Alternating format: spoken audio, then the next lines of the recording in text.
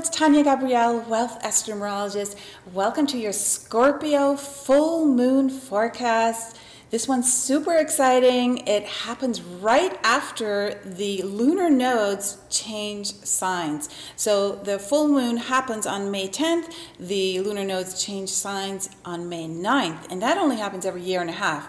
So let's look at the full moon timing. It happens at 10:42 p.m. in London Universal Time, which is 5:42 p.m. Eastern Time and 2:42 p.m. Pacific Time in LA. So this full moon's really all about metamorphosis. You are undergoing a metamorphosis. You are transforming with this full moon. Like I said the day before, when these nodes change signs, where the North Node moves into Leo and the South Node moves into Aquarius. Now this is really significant because, first of all, Leo is a fire sign, and Uranus, which plays a big role this year, is the ruler of Aquarius. And Uranus is in a fire sign. It's in Aries. So we have an awakening theme that's happening as a result of this full moon and as a result of the lunar nodes changing signs right before.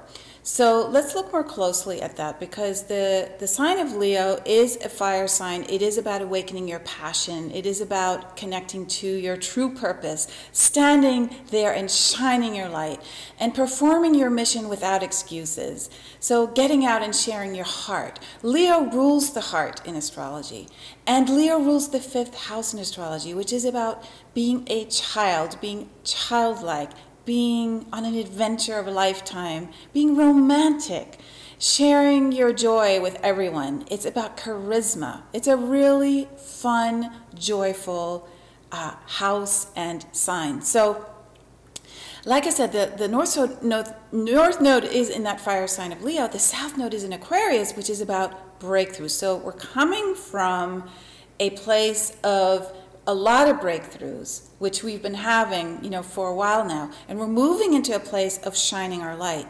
And Uranus is connected to both. So the theme of freedom, the theme of connecting to your galactic brothers and sisters, understanding that we are not alone. This theme of innovation and breakthroughs, and I call Aquarius and Uranus the Nikola Tesla planet and sign. So this is about going into uncharted waters. And here we then have the Scorpio full moon the next day, ruled by Pluto, and the only aspects that the sun and moon are making are to Pluto, which is extraordinary, and they're very beautiful. It's a sextile by the moon and a trine by the sun, which are harmonious connections to Pluto. So Pluto and Scorpio turn everything inside out. So this is about an emotional catharsis. Anything below the surface or suppressed in your life will emerge into the light when we have this combination. And often it's going to be out of the blue, unexpected. Now, Uranus is also about out of the blue, unexpected. And so the ability to purge those emotional toxins and flush them out is usually accomplished much better when it is a sudden event or out of the blue event, because we don't tend to like flushing things out, right?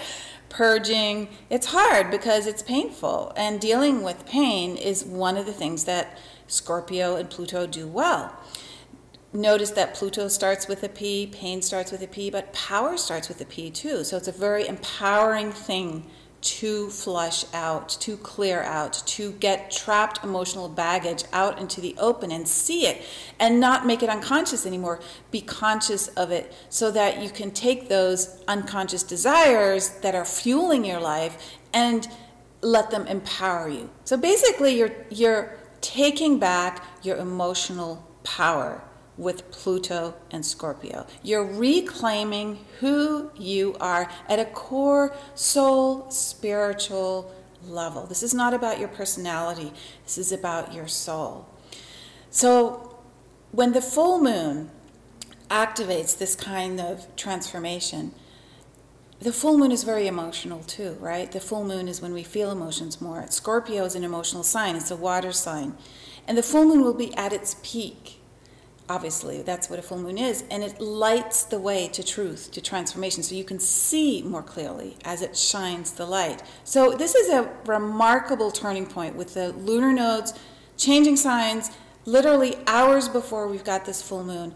And because the full moon happens at 20 degrees with the sun in Taurus, the moon in Scorpio, 20 is a number that reduces to 2. So it really is pointing to your relationships. Now, these are not just intimate relationships with lovers, but it's also just any close relationship, a spiritual relationship, a friendship or mentor-student relationship. All of these and your other contracts are being awakened and taken to the next level right now. So the other thing that could happen is these contracts are ending because Scorpio rules the 8th house in astrology, which is the house of death, of letting go, right? That's why Scorpio is a purging sign. So you may be letting go of something that is no longer valid for you because you have outgrown it. So it's a time then to mourn and allow that mourning to purge you emotionally and open new doors for what is going to take you to a much greater level of joy. Okay, so this is an extraordinary time, and the transformation is positive because Pluto is forming such a beautiful harmonious aspect to the sun and moon. So you will come out of this and complete something and also start something that will ring really beautifully for you. We are in a 10 universal year in 2017, and 10 is a new beginnings year. It's a year of taking that 1 and 0, the male and female, the God number, the instant manifestation number, the number of empowerment through confidence, empowerment through love and light.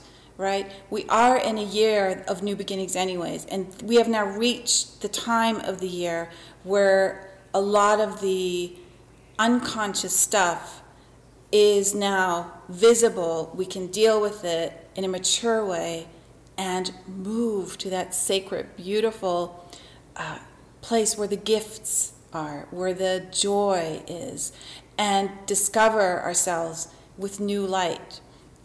So this is almost like a celebration into the next part of the year, this lunar node change along with the Scorpio full moon happening at the same time. The numerology code is very significant for this date, May 10th, 2017, because it adds up to 16. And 16 is a number of aha moments and embracing sudden shift and your intuitive gifts being heightened to a great degree. So your listening abilities being heightened. So that surprising shift theme is echoed even in the universal code. So just look out for those things that surprise you. Now, they may not be experiences that come out of the blue. They may just be surprising insights that you suddenly have because you've now realized the truth of a situation or the truth about a relationship, and you surprise yourself by being able to take it to the next level. So it doesn't always mean that something happens, you know, seemingly outside of you. It really is you recognizing something as a result of an internal understanding and awakening or an external shift that's happening that you attracted to yourself. So I hope you have a beautiful full moon, and I'll see you in, let's see, I think May 25th, we have our next lunation, the Gemini new moon. Can't wait to see you then. Meanwhile, lots of love.